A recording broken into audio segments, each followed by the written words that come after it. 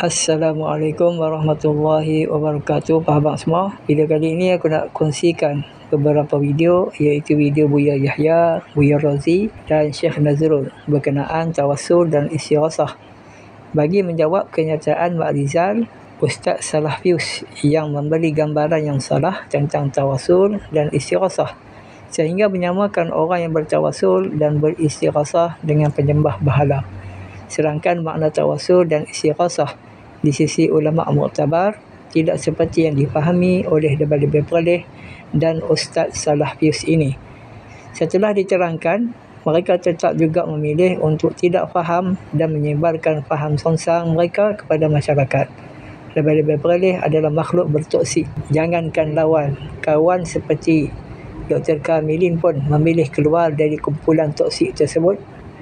Semoga Allah lindungi kita dari asatizah toksik. Jom kita tengok video dia dulu. Bukan untuk mengingat kematian, ziarah kubur untuk meminta hajat, meminta pertolongan. Ini benda yang berat, dan sebab tu kita akan terus bercakap dan terus menjelaskan kepada masyarakat. Sebab kita bimbang bila masyarakat tak jelas, akhirnya mereka anak sakit pergi kubur, nak periksa pergi kubur, niaga tak laku pergi kubur. Akhirnya agama ni akan jadi agama kubur. Adakah Ustaz tak berlapang dada dengan khilaf? Benda yang kita nak khilaf ni benda yang muktabar, yang ada dalil, yang ada hujah, ada contoh. Minta kepada kubur ni khilaf apa? Khilaf Ahlussunnah wal Jamaah. Khilaf apa minta kepada kubur? Ini soal usul, ni soal isti'anah, soal meminta pertolongan, soal yang Nabi SAW tekankan. Wa idza sa'alta fas'alillah wa idza ista'anta fasta'in billah. Nabi ajar kepada Ibn Abbas, kalau nak minta tolong minta. Nabi tak kata nanti kalau aku mati kau pergi ke kubur aku atau kau pergi cari orang-orang saleh. Nabi suruh cari Uwais masa dia hidup. Nabi kata cari Uwais masa dia hidup, minta suruh dia doakan kamu. Nabi tak kata kalau tak jumpa Uwais masa hidup cari kubur Uwais. Nabi tak sebut hal tu. Sedangkan Nabi kata kalau tak jumpa Uwais masa hidup tak apa, kamu dengar kubur dia kamu pergi. Tak, Nabi tak sebut. Ada ruang dan peluang untuk Nabi suruh sahabat pergi cari kubur, tapi Nabi tak suruh, menunjukkan memang benda tu tak ada. Kalau ada, Nabi dah suruh. Adakah ia perkara yang syirik bagi Ustaz? Meminta selain kepada Allah dengan kita kata walaupun dia tak yakin bahawa benda tu, kalau dia tak jatuh dengan syirik akbar, dia akan jatuh dengan syirik asghar, kerana meminta sesuatu pada perkara yang di luar kemampuan dia. Kalau minta kepada orang dalam kemampuan, ni satu juga benda yang simple nak boleh faham. Minta kepada doktor dalam kemampuan dia, ini tak syirik. Saya bagi contoh macam ni ya. Dua orang, satu lumpuh, satu lagi boleh berjalan. Kita minta dekat orang yang boleh berjalan tu, tolong ambil air, logik, normal. Kalau orang lumpuh tolong minta air, dia kan kata kita bodoh. Sebab dia kata aku tak ada jalan, macam mana kau minta aku? Itu yang kita kata dalam kemampuan dan luar kemampuan. Memang setiap benda ada sebab musabab, tapi kita kena tahu. Makan ubat sebab yang logik, fact, syar'i. Tapi kalau kita sakit kepala, kita pergi ketuk dinding. Sakit kepala, kita pergi ambil batu, apa? Ini benda ni cuma sebab tu kita kata doa kepada Allah SWT supaya masyarakat kita dapat diselamatkan. Ini satu lagi kita macam nak patah balik kepada zaman jahiliah itulah. Allah. Okey, terima kasih. Okey, nah. Imam Ibnu Katsir di dalam Bidayah Nihayahnya di tahun ke-17 mengisahkan tentang bagaimana orang datang ke kubur Nabi, lalu dia mengatakan, ya Rasulullah sudah wafat, istasqi li ummatika fa innahum halaku. Ya Rasulullah, mintakan kepada Allah. Mintanya kepada siapa? Allah, bukan minta ke Rasulullah orang ini. Ya Rasul, istasqi, mintalah kepada Allah ya Rasulullah agar menurunkan hujan. Fa innahum qad halaku. Mereka telah punya masa ceklek, kering. Nah ini adalah riwayat yang menjadikan kita agar berhati-hati untuk mengatakan orang lain kafir. Jadi kalau Anda minta, wahai Sunan Gunung Jati, engkau dekat kepada Allah, maka mintakan kepada Allah agar Allah mengabulkan hajat kami, maka menurut sebagian ulama ini adalah diperkenankan. Tapi kami tetap menghimbau adalah kalau kita menyebut orang soleh adalah bukan dengan istighosah model ini, akan tapi kami menghimbau tetap dengan cara tawassul, doa bitawassul, ya Allah inni atawajjuhu ilaika, ya Allah, maka dengan kebesaran sunan ini maka kabulkan hajatku. Nah ini adalah banyak orang begitu terkopoh-kopoh sedikit mengatakan itu syirik, itu mengatakan bid'ah dan sebagainya, tanpa mencermati dan tanpa mengembalikan kepada ahlinya, hanya menuduh saja, mengatakan. Sehingga ada orang, jangankan istighosah ini, yang tawassul saja ada yang langsung mengatakan tawassul syirik. Bagaimana tawassul syirik?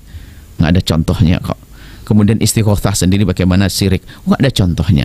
Cuma masalah lebih utama bagaimana ada doa-doa yang diajarkan Nabi SAW, mintalah seperti yang diajarkan Nabi SAW.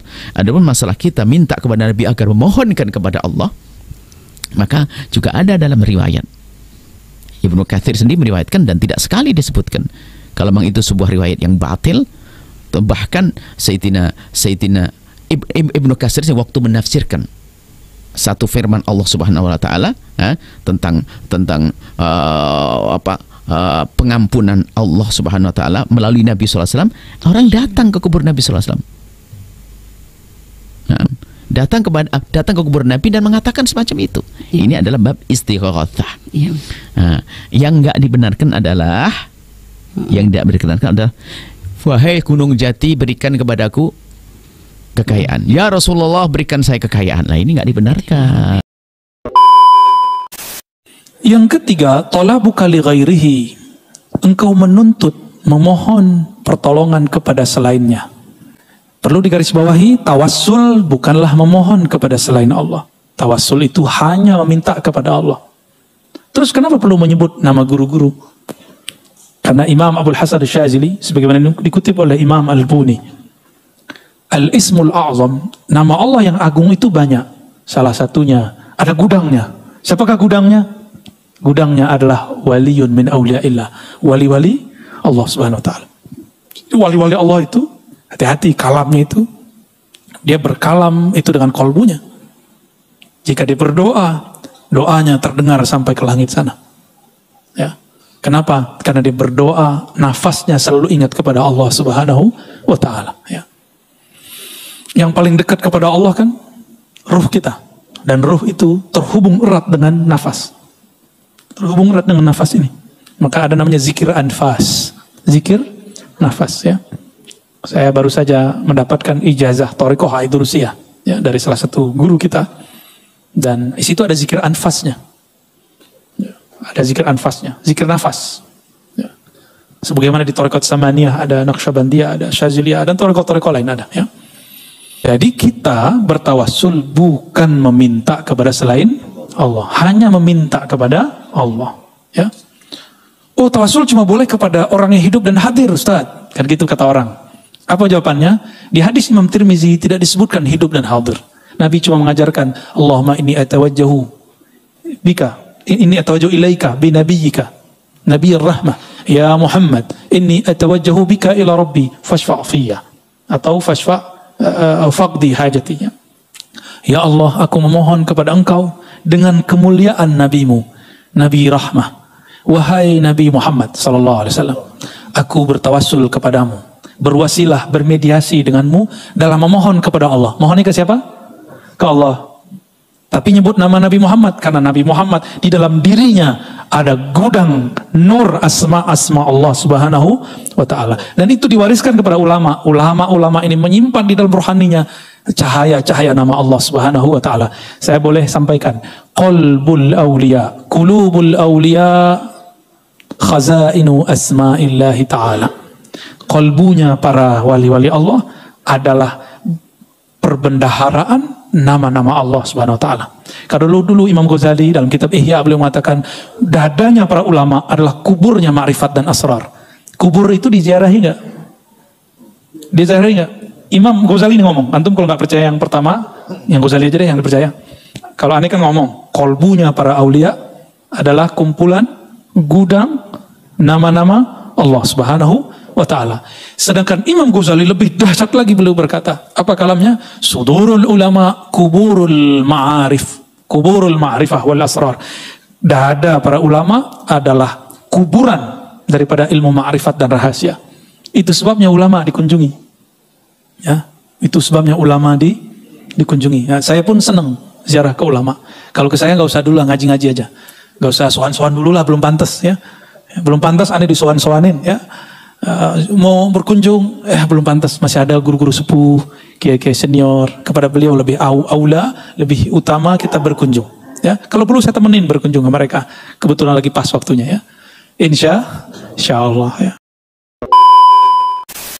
Hal jawazu tawassuli 'amun bil ahya'i wal amwat? Adakah harus bertawassul umum kepada yang hidup dan mati? Na'am, fa innal ayata aidan 'ammatun fi hayatihi dunyawiyah wa ba'da wafatihi sallallahu alaihi wasallam. Maksudnya bertawassul dengan yang hidup dan mati ini, ayat tu umum, wabtaghu ilahil wasilah, tak dikhususkan kepada yang hidup saja. Tadi pagi tadi Syekh Yusri sebut, Jelas kan?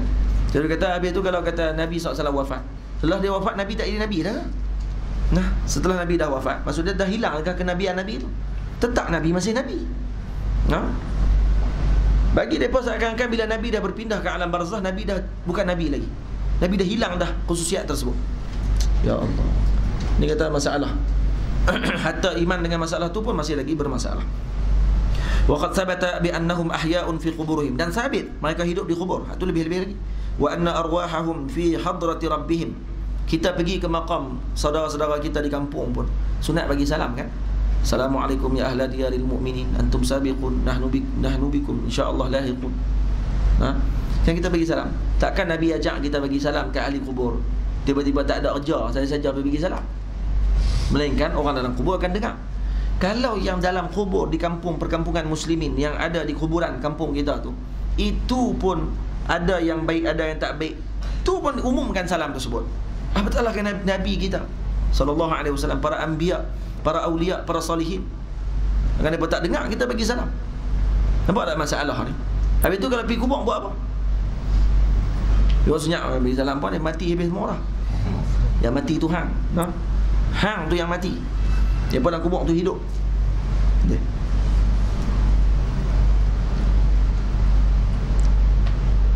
Ada seorang abang ni, saya pergi ceramah satu bukan sekolah, satu agensi ni di Kuala Lumpur. Dia kata kat saya, dia kata, "Ustaz, saya baru ni masa hari raya kumpul adik-beradik dekat kubur apa ni mak kami, saya terang kat depa.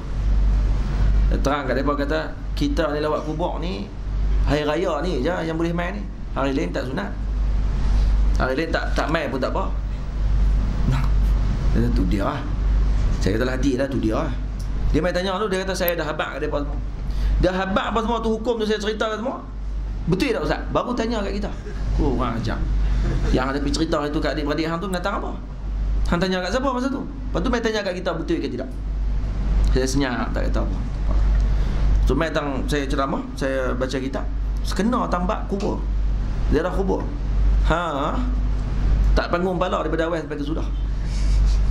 Saya main mana pergi jawab macam tu? Macam mana boleh bercerita dekat orang macam tu? Ni Nabi suruh sebut dalam hadis, kuntu nahaitukum an ziyaratul qubur ala fazuruha. Nabi tak sebutkan zaman bila pun. Nabi tak sebut waktu bila pergi ziarah. Ziarahlah waktu bila pun. Kenapa kita nak pergi khususkan hari raya saja? Hari raya saja kata khusus pada hari tersebut. Kemudian hari lain tak pergi pun tak apa. Hari lain tak pergi pun tak apa, tu tak tahan. Yang orang pergi raya ni sebab apa? Sebab dah balik. Lepas tu pergi guna ni pun habis tengok. Mai hari raya baru keluar isu ni. Hari raya isu ziarah kubur. Boleh ziarah kubur. Hari raya hari gembira, bukan hari duk bersedih pergi kubur. La ilaha illallah. Orang pergi ke kubur tu, dia ingat orang dalam kubur tu tak gembira kan kalau kata keluarga mai. Menggembirakan orang dalam kubur tadi pun termasuk menggembirakan muslim. Menggembirakan muslim termasuk akan menjadi hamba yang akan dikasihi oleh Allah Ta'ala. Siapa yang memasukkan kegembiraan dalam hati seorang muslim, Allah akan gembirakan dia di akhirat. Apatah lagi gembirakan saudara kita yang ada dalam kubur tersebut. Sebab kamu anggap dia dah mati, kamu dah anggap dia jadi batu dah pada waktu tersebut. Sebab tu kamu tak ada hati. Hati kamu batu, wahai Wahabi. Faham? Kena kata gitu ya, senang. Senyap tak kata apa. Senyap. Tapi saya cakap biasalah, sebab dia duduk dekat depan. Tahu tu? Sebab saya nak buh dia ni. Nak buh dia kena ni lah. Sebab tadi dia main cerita dekat saya seorang-seorang, tak ada orang waktu tu. Jadi saya bercerita dengan umum, maka dia memang terpuak kena kepala. Supaya duk kena baling jamrah. Dia seorang lah berasa. Jadi saya tak tujulah ke dia. Saya tak sebut lah abang. Tadi abang sebut tadi ni. Itu memang memalukan dia. Saya sebut secara umum. Jadi dia duk berasa semua. Lepas tu tak jumpa sampai lah. Tak tahu lah. Jadi Wahabi gitu ya. Bahaya fahaman khabis ni cukup bahaya. Sebab apa? Sebab bila pekerja-pekerja kita ni, mereka duk kerja ni, mereka waktu datang, mereka akan buka internet, YouTube. Kadang-kadang sambil duk buat kerja, sambil duk dengar ni rakaman-rakaman hak yang duk dalam ni. Nampak ni suka cakap benda-benda yang dianggap sebagai senang. Dan nampak macam dengan ilmiah, tapi hakikatnya tak ada ilmu apa langsung. Nampak tak?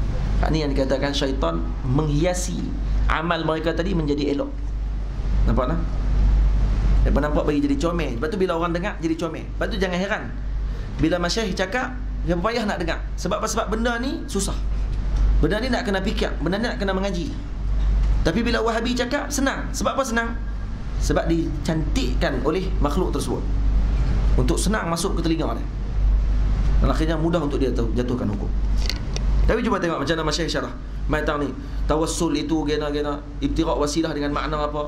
Kemudian taksis, takkid, apa semua tadi tu kan. Jadi itu kan semua termasuk dalam mukawinat ilmu, alat untuk dia kuasai sebelum nak dia bahaskan ayat tersebut. Maksudnya kalau kamu faham macam yang Habib Zain faham, silakan. Kalau kamu tak ada mukawinat yang dia ada, kemudian kamu nak syarah mengatakan